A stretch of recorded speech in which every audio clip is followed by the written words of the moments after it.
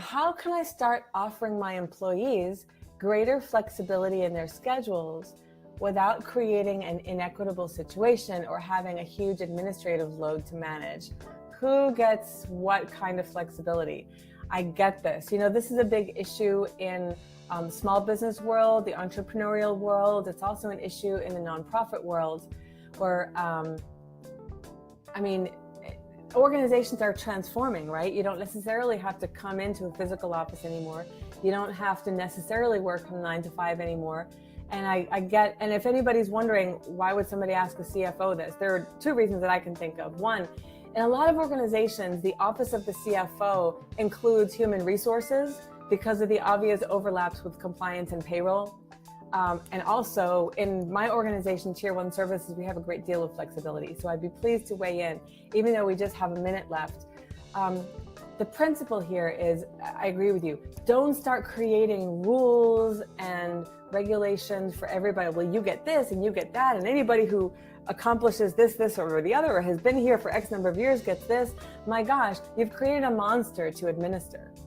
And does any of this have to do with making mission? It doesn't. So this is the golden key. Look at your organization's core values. Look at your organization's principles and separate what those commitments are from the techniques that have been used to date to make those commitments a reality. The commitments, the core values, the principles should not change with any frequency whatsoever. But the methods that you use to manifest those principles and those values and those commitments, those need to evolve. So if you can get clear on what your organization's core principles and values are and separate them from the techniques that you've used, then a lot of this will become really clear, and you can presence a framework and make decisions based on that framework rather than having a whole set of rules. Quick example, my organization values freedom. As such, a lot of our HR practices arise out of that freedom. We also value compliance with the law. So we're not going to create something that's complete anarchy. We value compliance with the law,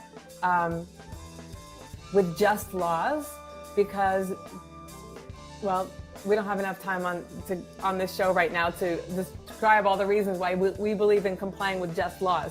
But we do, and another one of our core values is freedom. So we give a lot of freedom without breaking just laws. So I hope that is a solid framework for you. I hope that you can move forward, and congratulations on riding this wave of respect for individual employees without sacrificing people working as a team to make mission.